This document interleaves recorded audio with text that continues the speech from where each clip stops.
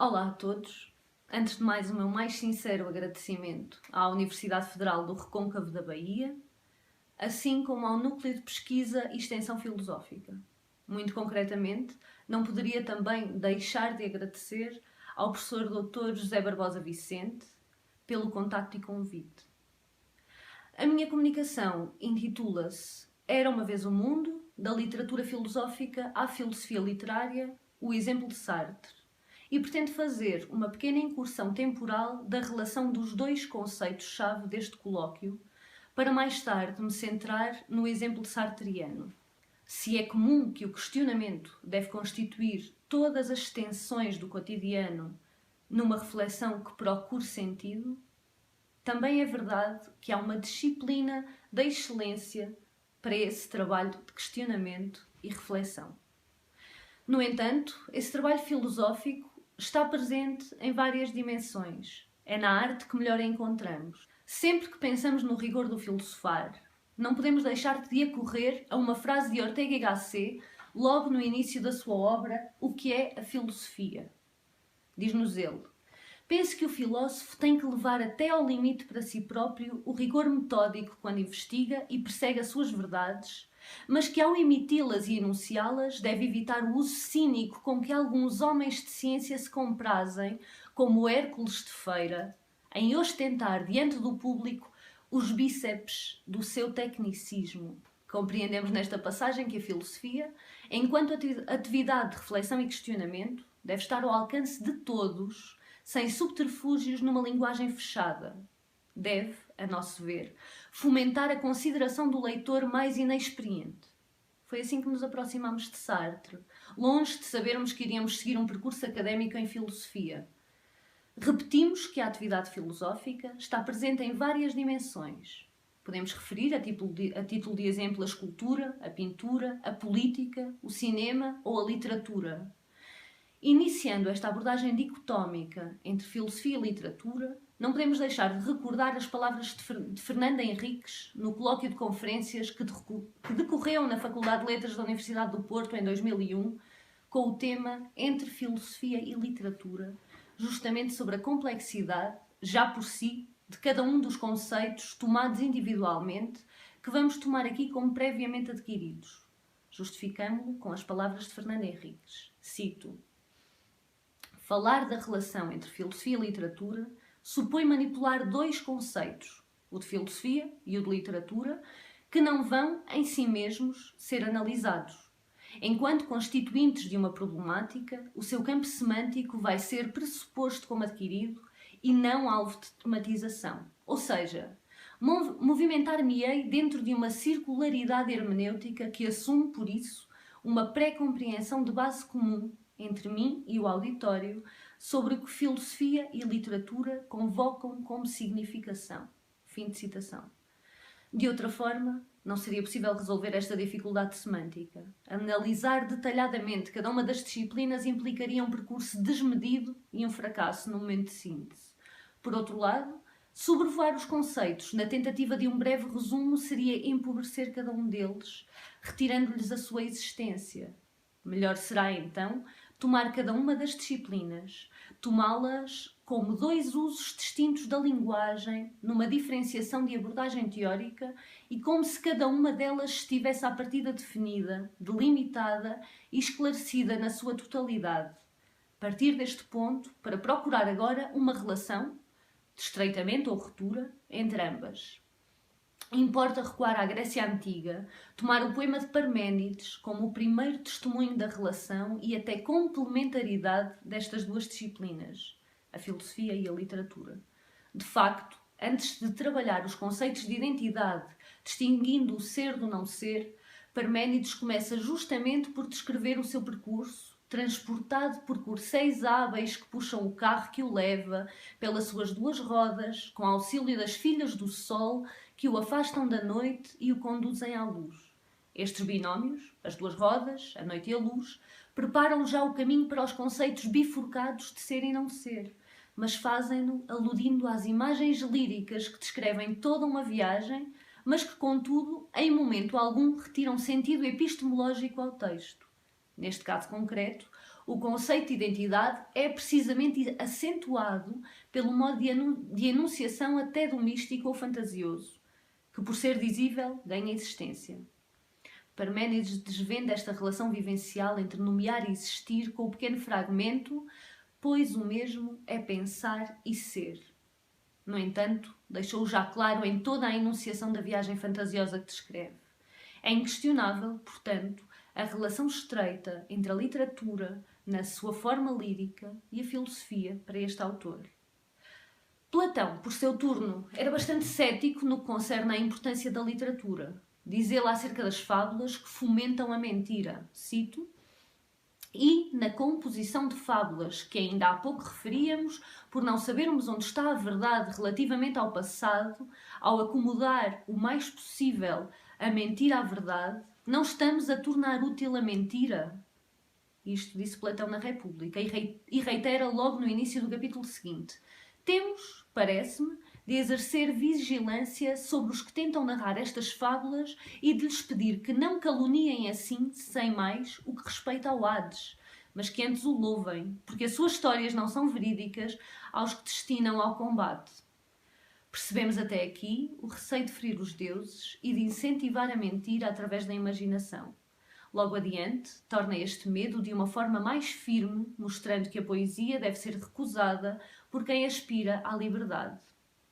Diz ele, depois de citar vários excertos, quer da Odisseia, quer da Ilíada, cito, palavras como estas e todas as outras da mesma espécie, pediremos vénia a Homero e aos outros poetas para que não se agastem se as apagarmos. Não que sejam poéticas e doces de escutar para a maioria, mas quanto mais poéticas, menos devem ser ouvidas por crianças e por homens que devem ser livres e temer a escravatura mais do que a morte. Fim de citação. Percebemos assim o grande divórcio que para Platão deve ocorrer entre a filosofia e a poesia, e não só pelo distanciamento para com a verdade pelo qual se rege, mas também pelo seu caráter mimético, que vai educar os leitores nesse mesmo registro que não coloca a verdade acima de todas as coisas. Aristóteles, com uma visão mais positiva, considera a poesia como imitação, embora cada género tenha os seus meios de imitar. O ritmo, a linguagem e a harmonia de forma separada ou conjunta. Atribui, no entanto, duas causas importantes à origem da poesia. Ao que parece, duas causas, e ambas naturais, geraram a poesia. O imitar é congénito ao homem, e nisso difere dos outros viventes, pois de todos é ele o mais imitador e, por imitação, apreende as primeiras noções e os homens se comprazem no imitado. Assim, Aristóteles sublinha o caráter mimético da poesia, que faz com que o homem se compraza com ela, porque se identifica e visualiza as imagens que lê ou ouve.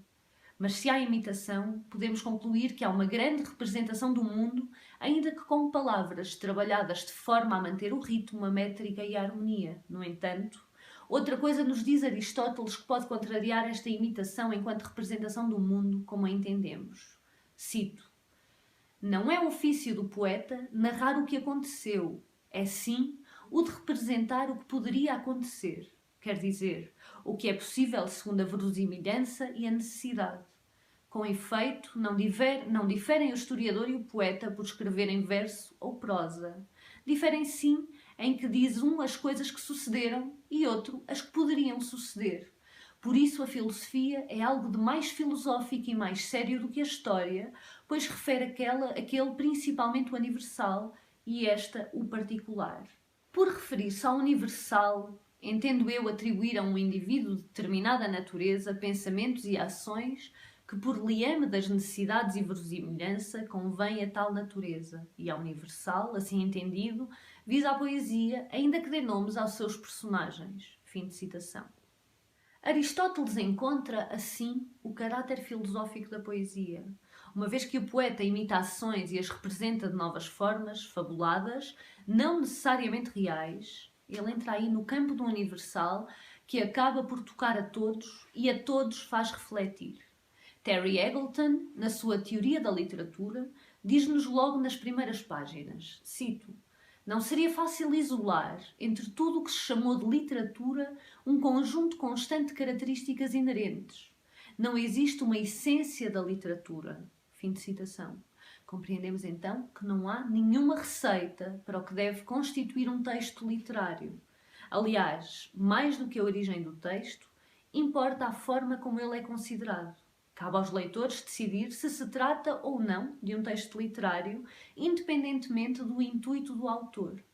Acima de tudo, importa sublinhar que, desde sempre, a literatura encerrou em si uma função prática. A história da religião é talvez o maior exemplo desta praticidade literária. Olhemos para os textos bíblicos ou até para uma das mais antigas obras da literatura mundial, o poema épico mesopotâmico de Gilgamesh. Martha Nussbaum é outra autora que estreita os laços entre a filosofia e a literatura de uma forma bem vincada. Diz-nos ela: algumas obras inteiras foram, como eu disse, consideradas literárias e não filosóficas. Outras foram levadas a conter argumentos aceitáveis e certa decoração literária. Pensava-se que esses dois elementos poderiam e deveriam ser estudados separados um do outro e por pessoas diferentes. O meu interesse em certas questões filosóficas não diminuiu e ainda achei que as perguntas me levaram tanto a obras sobre literatura quanto a obras de filosofia admitida, e mais em certo sentido, porque estava a encontrar nos poetas trágicos gregos um reconhecimento da importância ética da contingência, um profundo sentido do problema de obrigações conflituosas e um reconhecimento da importância ética das paixões que encontrei mais raramente, se é que encontrei de todo, no pensamento dos filósofos admitidos, sejam eles antigos ou modernos. Fim de citação. É justamente sobre este ponto que nos queremos deter. Não propriamente tentar determinar quem reconhece o maior sentido ético e o escreve, se poetas ou filósofos, mas vincar a capacidade de qualquer género de utilização da linguagem poder, à sua maneira, exprimir de uma forma consciente o mundo e as suas problemáticas. Porque é do mundo que falamos quando falamos de ética ou de política ou do homem e qualquer problema a ele associado. E o mundo é objeto de todo o tipo de linguagem, literária ou filosófica, porque é a origem da mesma. E nem sempre conseguimos, ou devemos, usar de uma linguagem de distanciamento para fazer passar a nossa mensagem. Também acerca disto disse Sartre na sua autobiografia As Palavras. Cito: por ter descoberto o mundo através da linguagem, tomei durante muito tempo a linguagem pelo mundo.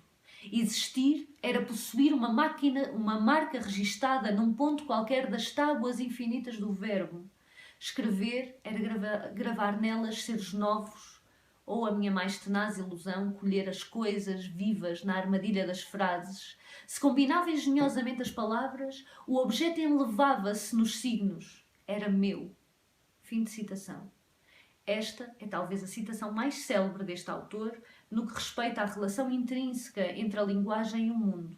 Mas o autor continua a evidenciar o caráter criador da palavra. Cito: retórico, só amava as palavras. Ergueria catedrais de palavras sob o azul da palavra céu. Fim de citação.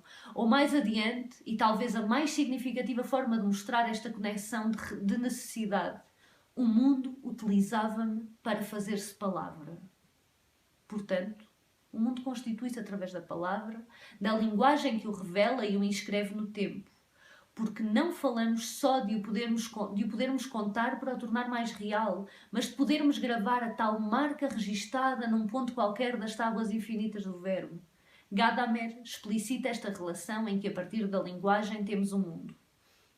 Ter mundo quer dizer comportar-se para com o mundo, mas comportar-se para com o mundo exige, por sua vez, que nos mantenhamos tão livres, face ao que nos vem ao encontro a partir do mundo, que consigamos pô-lo ante nós tal como é. Esta capacidade é tanto ter mundo como ter linguagem.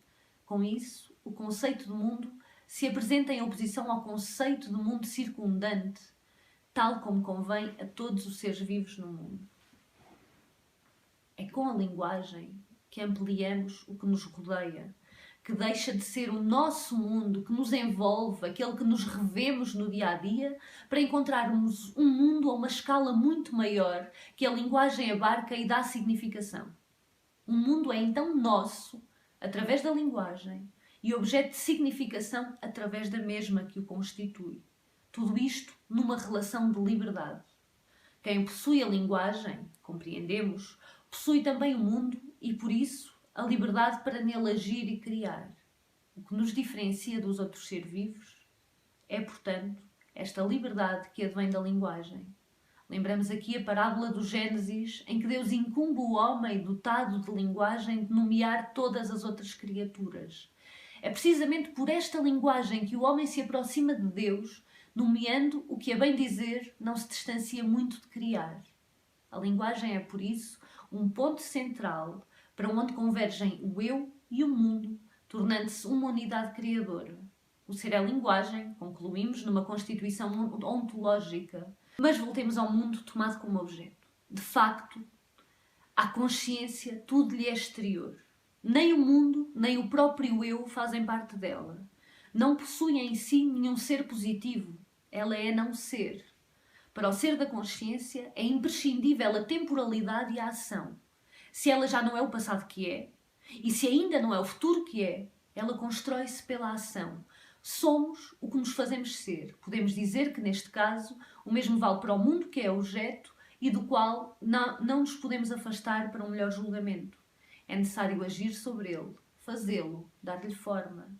Mas podemos falar também de uma objetivação da linguagem, diz-nos Tito Cardoso e Cunha na sua obra Silêncio e Comunicação. Cito: calar será uma forma do silêncio ou da linguagem.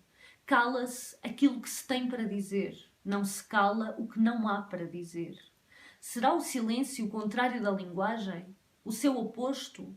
A resposta talvez esteja numa outra pergunta. Poderia o silêncio existir num mundo sem linguagem? Ao que se terá aqui de responder pela negativa. Sem a linguagem, o silêncio que seria tudo deixaria de existir. Neste contexto, só o que é em parte, não o todo, pode existir. Fim de citação.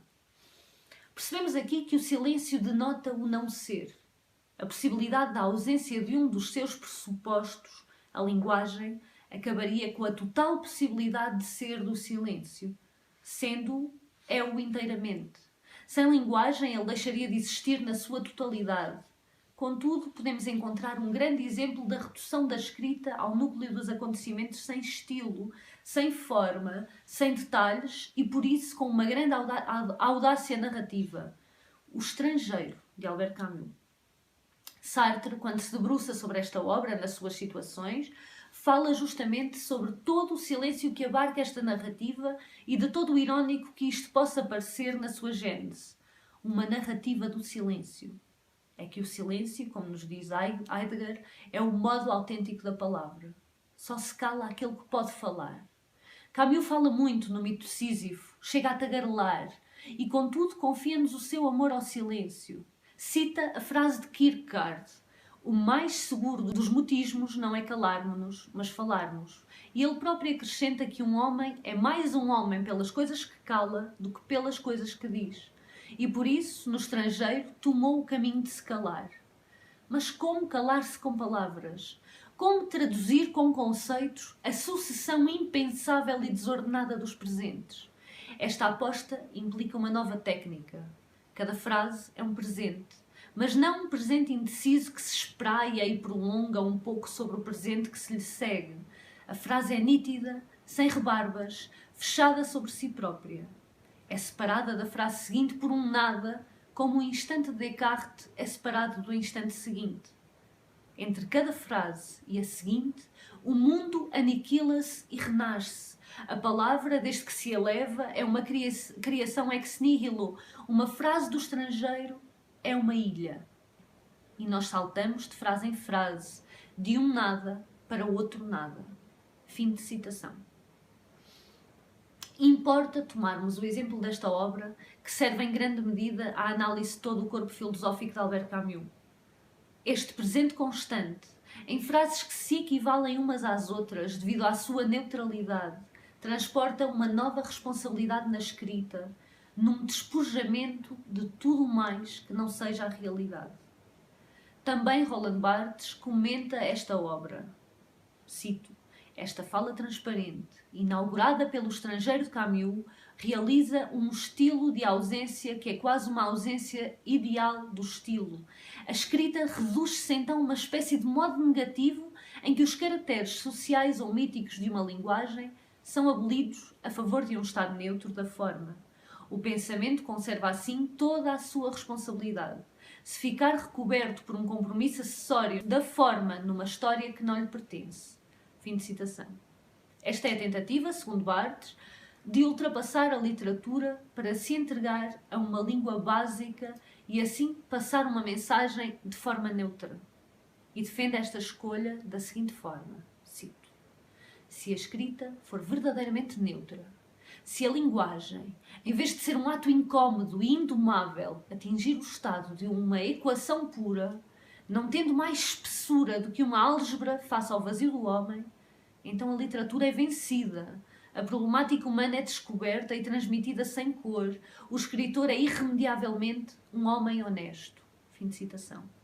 Esta honestidade advém, segundo entendemos, de uma neutralidade face à forma, ao estilo, que não obedece a modas. Para além disso, vai ao fundo da problemática humana, sem para isso dispor de quaisquer rendilhados. Ainda assim, não acreditamos que esta transparência na narrativa se distancie da literatura. Inculca-lhe um novo estilo, uma nova abordagem. Não entendemos necessário um distanciamento da literatura para que uma mensagem, seja de que cariz for, possa passar ao seu público. Percebemos, no entanto, que conforme a mensagem, a própria escrita se personaliza através do que o autor quer exprimir. Camus escolheu este silêncio para melhor representar o absurdo do seu romance, que paralelamente acompanha o absurdo que a sua filosofia abarca. Outras técnicas podem e devem surgir, contudo, consoante a mensagem e realidade que o autor quer assinalar. Este exemplo do Estrangeiro de Camus é, no entanto, bastante importante para evidenciar a capacidade que o silêncio tem de falar e para acentuar que uma obra literária não precisa de se ofuscar com estilos ou formas desnecessárias, podendo manter uma transparência e uma neutralidade narrativas.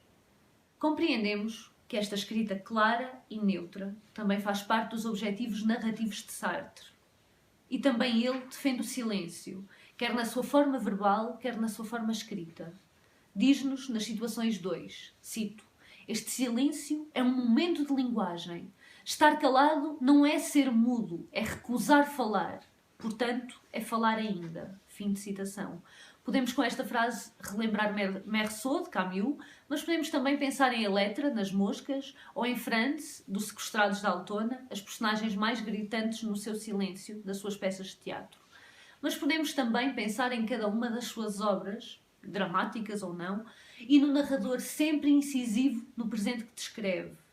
Mas mais do que a preocupação pelo estilo ou pela forma, Sartre tem uma preocupação maior: não escapar à sua função. Diz-nos: a função do escritor é fazer com que ninguém possa ignorar o mundo e que ninguém possa dizer-se inocente. Fim de citação.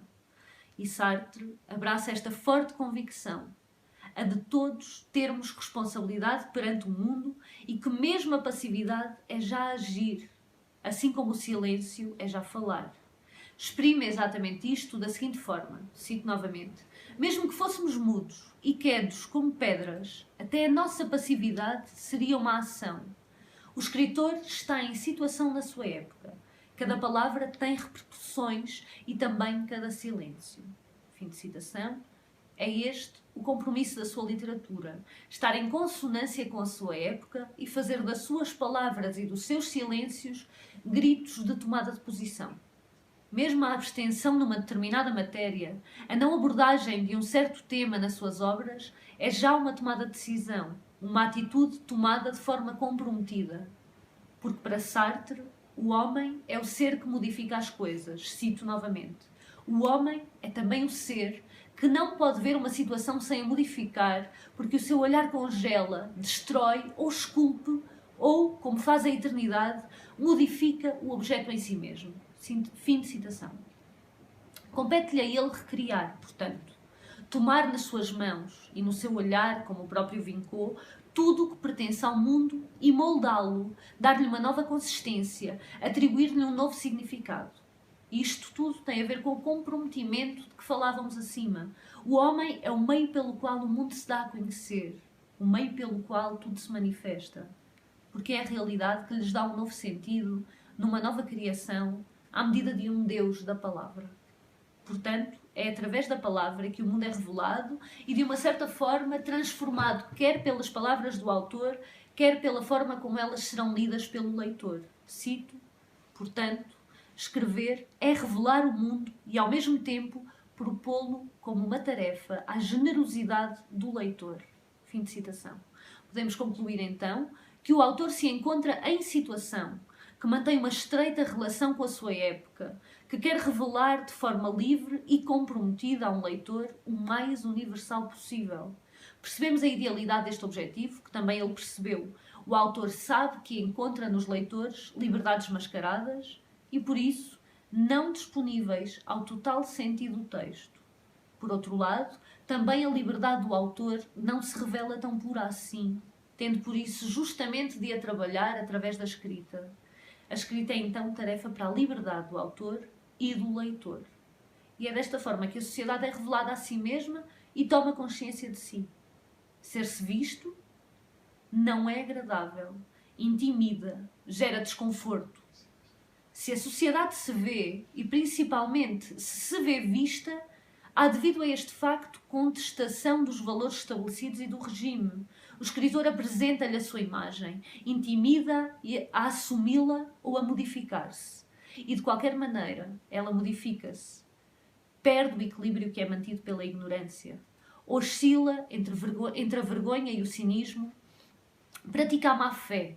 Assim, o escritor dá à sociedade uma consciência infeliz, estando por isso em perpétuo antagonismo com as forças conservadoras que mantêm o equilíbrio que ele tende a romper.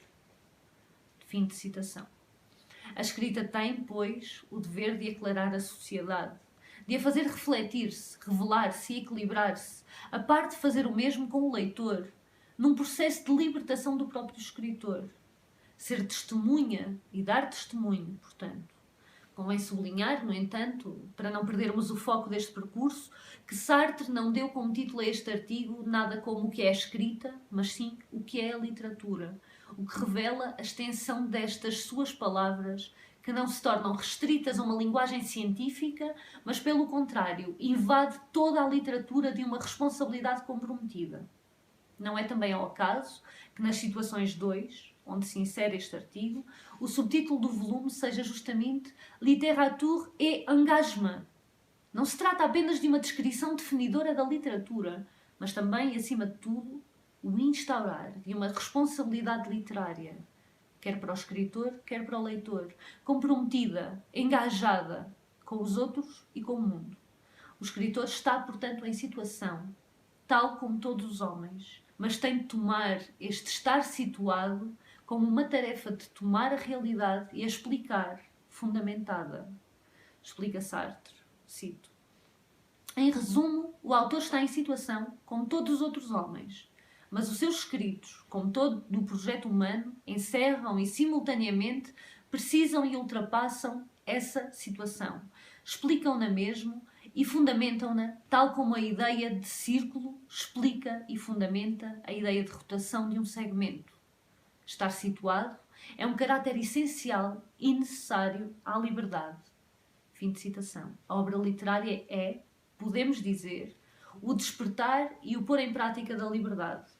Revelá-la e, mais do que isso, apelar à liberdade do outro, agente necessário ao processo de escrita, o leitor.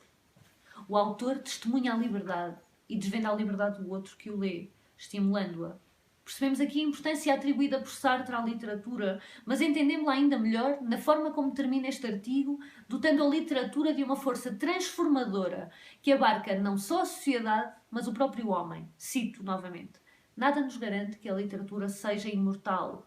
A sua oportunidade, atualmente, a sua única oportunidade é a oportunidade da Europa, do socialismo, da democracia, da paz. É preciso julgá-la. Se a perdermos, nós, escritores, pior para nós, mas também pior para a sociedade. Pela literatura, a coletividade passa à reflexão e à mediação. Adquire uma consciência infeliz, uma imagem sem equilíbrio de si própria, que procura, sem cessar, modificar e melhorar. Mas, no fim de contas, a arte de escrever não é protegida pelos decretos imutáveis da providência. É o que os homens fazem dela. Escolhem-na ao escolher-se. Evidentemente, nada disto é muito importante. O mundo pode muito bem dispensar a literatura, mas pode ainda melhor dispensar o homem. Fim de citação. E é desta forma desafiante que Sartre conclui este artigo numa apologia da literatura como veículo para a transformação da sociedade e também da humanidade. Tal como o silêncio em relação a determinados temas que, não se escolhendo, estão já a fazer parte de uma escolha, a não escolha, também a escolha ou não de temas comprometidos com a sociedade atual revela já o engajamento do autor. Lembremos-nos que estamos condenados à liberdade e que, por isso, qualquer uma das escolhas que tomemos revela um pouco de nós. Somos as possibilidades que escolhemos, sejam elas muitas ou escassas. Estamos, por isso, comprometidos, ainda que o encaremos num certo descomprometimento. E aquela consciência infeliz, aquela falta de equilíbrio de si próprio que a literatura transmite ao leitor, são essenciais na revelação da realidade. São a própria realidade à espera de ser transfigurada. É preciso gerar desconforto para gerar mudança. E a palavra tem esse poder. É importante uma distinção subtil. Mais do que signo, mais do que representação, a palavra literária quer aproximar-se o mais possível da realidade. Ela quer ser realidade. No entanto, julgamos importante acentuar a dificuldade de fazer a escrita ser mais do que uma representação do real, ser realidade de uma forma transparente. Existem claramente dificuldades. A primeira que nos ocorre é a pressão política, quer na sua forma mais direta de censura, quer numa forma mais camuflada, como a distração social que com outros meios promove a alienação. A escrita tem precisamente a função de fazer frente a este tipo de iniciativas e de as contrariar, desadormecendo os leitores de uma letargia social. Roland Barthes assume esta dificuldade do escritor de dar a volta a estas contrariedades, definindo-o como um joguete. Cito: como criatura de linguagem, o escritor fica sempre preso na guerra das ficções, dos falares, mas nunca é mais do que um joguete, porque a linguagem que o constitui, a escrita, está sempre fora do lugar, atópica, pelo simples efeito da polissemia, estádio rudimentar da escrita. O empenhamento guerreiro de uma fala literária é duvidoso desde a origem. O escritor está sempre sob a mancha cega dos sistemas. Fim de citação. Portanto, não é apenas o sistema social ou político que oprime o escritor. O sistema de linguagem é também uma grande dificuldade. Os variados sentidos que uma determinada palavra pode adquirir, assim como as diferentes representações mentais que um conceito pode suscitar, dependendo do leitor, tudo isso transforma a escrita numa rede de possibilidades imensas de interpretação. É, portanto, o leitor quem termina e determina de facto o trabalho de escrita. É com ele que a tarefa se pode dar por concluída. É neste entrelaçamento entre escrita, escritor e leitor que ressalvamos as palavras de Roland Barthes. Cito: texto quer dizer tecido, mas enquanto até aqui esse tecido foi sempre tomado por um produto, por um véu acabado, por trás do qual se conserva, mais ou menos escondido, o sentido, a verdade, nós acentuamos agora, no tecido, a ideia generativa de que o texto se faz, se trabalha através de um entrelaçamento perpétuo. Perdido nesse tecido, nessa textura, o sujeito desfaz-se como uma aranha que se dissolvesse a si própria nas secreções construtivas da sua teia. Fim de citação. O texto faz-se, pois, não só a partir do escritor, mas continua o seu percurso de existência através do leitor e da própria época em que se encontra. Por isso, não só a interpretação do texto pode variar, como também a sua própria catalogação. Um texto pode passar de literário a filosófico, ou o inverso, sem que o escritor tenha uma palavra a dizer sobre o assunto. É o texto a continuar a sua existência para lá da tarefa do escritor. Um segmento de texto pode começar a sua existência como história ou filosofia e depois passar a ser classificado como literatura. Ou pode começar como literatura e passar a ser valorizado o seu significado arqueológico. Alguns textos nascem literários, outros atingem a condição de literários e a outros tal condição é imposta. Lembramos Camus, que nunca quis ser considerado filósofo, mas irremediavelmente viu os seus romances como A Peste ou O Estrangeiro a adquirirem a classificação de romances filosóficos, que nunca mais perderam. É importante, pois, alterar o rótulo exclusivamente literário destas obras e dotá-las de uma maior valorização filosófica, assim como o oposto, negando por isso uma linguagem que é meramente instrumento. Encontramos uma ambição do real nas suas descrições fenomenológicas, por exemplo, no Ser e o Nada ou também na Náusea. Sartre utiliza no Ser e o Nada diversos exemplos que tocam o literário para explicar o filosófico, atitude que expande largamente na Náusea, onde toma toda uma obra literária emprestada a um conceito amplamente filosófico. A Náusea é um romance que assume, do princípio ao fim da obra, uma aliança entre a filosofia fenomenológica e a literatura. Há momentos em que quase parece que uma se quer sobrepor à outra, mas acabam num equilíbrio narrativo sólido, sem desmesura de nenhuma das partes. Sartre utiliza-se da ficção bastantes vezes, de forma a aclarar os fenómenos que descreve, assim como as vivências que advêm do trabalho fenomenológico. A existência ou a ausência do outro, a angústia, o sofrimento, o masoquismo, o olhar, entre tantos outros. André Barata descreve-o da seguinte forma, cito: Sartre recorre sempre à ficção como se de um laboratório experimental se tratasse para realizar as suas experiências cruciais. Como pode a literatura cumprir este papel? Duas ideias que fomos defendendo até aqui podem dar resposta à questão. Por um lado, talvez haja uma verdade da literatura que esteja na sua fenomenologia. Talvez seja esta fenomenologia, em substância, o seu valor de realidade. E por outro, talvez o regime da ficção que a literatura romanesca oferece possa mostrar de forma privilegiada, isto é, de forma exemplar e não simplesmente exemplificadora, o que a fenomenologia pensada teoricamente não consegue dizer. Sob esta condição exemplar, a literatura de Sartre não se situa depois do pensamento como que a ilustrá-la, bem pelo contrário, situa-se antes, como que a dar que pensar e assim a inaugurar a sua filosofia. A escolha filosófica pela literatura é, por isso, ela mesma em Sartre, uma escolha literária pela filosofia. Fim de citação. É sobre estas palavras que nos queremos centrar de agora em diante. Por um lado, para as tentar corroborar com alguns exemplos, e por outro, numa implicação lógica, para daí concluir a grande capacidade filosófica que decorre da literatura. Mais do que ilustrar a filosofia, ela pode, no seu cerne, ser filosofia. Mais do que uma ilustração exemplificativa, a literatura pode também ela assumir um caráter filosófico em toda a extensão da sua obra. Podemos, para além das obras de Sartre, relembrar O Estrangeiro de Camus, ou O Processo do Kafka, ou até mesmo os inúmeros romances de Dostoiévski, mas estes seriam apenas a pequena parte e a mais evidente de uma seleção que poderia tomar proporções colossais.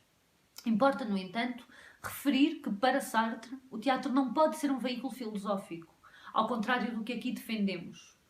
Numa entrevista ao crítico brechtiano Bernard Dor, para a revista Théâtre Populaire, acerca dos sequestrados da Altona, Sartre refere isto de uma forma bastante explícita. Cito: Eu não julgo, devo especificar, que o teatro é um veículo filosófico, para usar a sua expressão. Eu não acho que, mais do que na novela ou filme, uma filosofia na íntegra e, ao mesmo tempo, em seus detalhes, pode ser expressa de uma forma teatral. Isto porque, basicamente, pode ser expressa por obras filosóficas. Mas é claro, toda a forma literária pode dar, digamos, uma sensibilidade ou ser carregado com uma sensibilidade filosófica. Fim de citação. Mesmo na dramaturgia, voltamos a esta questão da relação entre a filosofia e a literatura. Sartre atribui o mesmo valor filosófico à novela, ao filme e ao teatro, considerando que, se por um lado estas formas artísticas podem conter em si sensibilidade filosófica, a filosofia nunca será expressa na sua totalidade, nem nos seus detalhes. Deixa-nos, no entanto, uma consideração que nos parece de extrema importância. No meu ponto de vista, o que escapa à filosofia é sempre o singular enquanto tal, isto é, o que acontece a um indivíduo. Mesmo que ela vá tão longe quanto é possível, a filosofia vê-se obrigada, em dado momento, a ser acompanhada, se a tomarmos no sentido preciso de ir o mais longe possível na investigação do indivíduo singular, a investigação sobre romance. Esta incapacidade filosófica de ir ao individual, que faz parte da sua natureza, pois deixaria certamente tratar-se de uma filosofia para se mesclar de psicologia ou mesmo de literatura, transporta consigo esta humildade e esta transversalidade que faz com que a filosofia se harmonize com outras áreas disciplinares, sejam elas a sociologia, a psicologia, o cinema ou a própria literatura. O estudo de uma personagem implica que se vá ao fundo das questões humanas, que se compreendam inicialmente nas suas manifestações fenoménicas, mas que se adense um pouco mais a pesquisa até chegar o mais próximo da psique. É por este trabalho transdisciplinar que encontramos, como já referimos, detalhes tão marcados pela filosofia, quer nas personagens, quer na sua forma de agir ou contextual, nas mais perfeitas obras de literatura. Mas Sartre diz-nos aqui justamente que a filosofia precisa, em certo momento, de se acompanhar.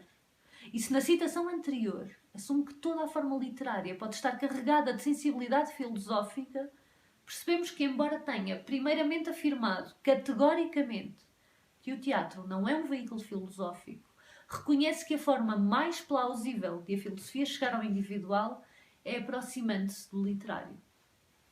Compreendemos o caráter ambíguo da literatura. Por um lado, cabe dentro da filosofia, por outro, fica aquém. Encontra-se, portanto, numa fronteira ténue que muitas vezes pisa e ultrapassa. Apesar desta negação de Sartre, de que o teatro não é um meio de chegar à filosofia, embora nos afirme que é com a literatura que chegamos ao individual, encontramos num texto que escreveu para o 12º número da revista anarquista La Rue, em novembro de 47, uma citação que nos leva de imediato a uma relação estreita entre a filosofia e o teatro. Consideremos, cito, o que o teatro pode mostrar de mais comovente é um caráter a fazer-se, o momento da escolha, da livre decisão que envolve uma moral e toda uma vida. A situação é um apelo, envolve-nos, propõe-nos soluções, cabe-nos a nós decidir. E para que a decisão seja profundamente humana, para que ponha em jogo o homem na sua totalidade, é preciso levar à cena, a cada vez, situações limite. Isto é, situações que apresentam alternativas, em que a morte é um dos termos. Assim a liberdade descobre-se no seu mais alto nível, uma vez que ela aceita perder-se, a fim de se afirmar. Fim de citação. O núcleo central de toda a filosofia sartriana é, sem dúvida alguma, a liberdade humana. Encontramos neste excerto a certeza de que o teatro é um grande veículo para a expressão dessa mesma liberdade, que lhe é filosoficamente tão próxima. É este, enfim, o teatro de situações, aquele que explora situações limite, que implica uma escolha dolorosa, estando normalmente a morte num dos pratos da balança e a dignidade, a reposição da moral, no outro. Pouco depois, revela-nos o que faz com que uma peça seja boa ou não. Cito, mergulhem os homens nessas situações universais e extremas que só lhes deixam muito poucas saídas. Façam com que, ao escolherem a saída, se escolham a si mesmos. Está a ganho. A peça é boa. Fim de citação. O objetivo do teatro de situações é então este: revelar a capacidade de liberdade em cada homem e possibilitar que seja essa a escolha que o espectador toma para si, integrando-se por isso no corpo teatral, tal como o leitor se integra e conclui a obra escrita. Assim, é no espectador que termina a peça e é a sua atitude que determina a qualidade da mesma. Chegados a este ponto, importa sublinhar que encaramos a dramaturgia como a literatura em ação, a escolha colocada em cena, a liberdade que se surpreende na escolha feita, que lança os dados. Cada encenação comporta a alternativa entre duas grandes escolhas. É preciso escolher uma delas e aguentá-la até ao final, com todas as suas consequências implicadas. Na dramaturgia ressaltam dois aspectos de grande importância na filosofia sartriana. Em primeiro lugar, a liberdade como ação. Em segundo lugar, a ontologia da escolha. É na escolha que desenhamos o nosso ser e desenvolvemos a responsabilidade para com essa escolha ontológica. Já frisámos que o Jean-Paul Sartre, filósofo, está constantemente presente no Jean-Paul Sartre, dramaturgo, presença que enriquece sobremaneira a sua obra dramática, mas que esta obra dramática, por seu turno, traz novas respostas às problemáticas enunciadas na fenomenologia, uma vez que as coloca em situação. Muito obrigada.